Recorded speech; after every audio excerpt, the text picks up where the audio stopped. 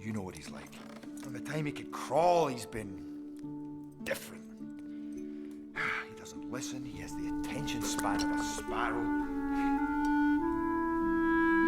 Stop trying so hard to be something you're not. I just want to be one of you guys. Even as a boy, I knew what I was, what I had to become. Hiccup is not that boy. You can't stop him, Stoic. You can only prepare him. And one day, when you're all grown up, that job will be passed on to you. What? But your father, he never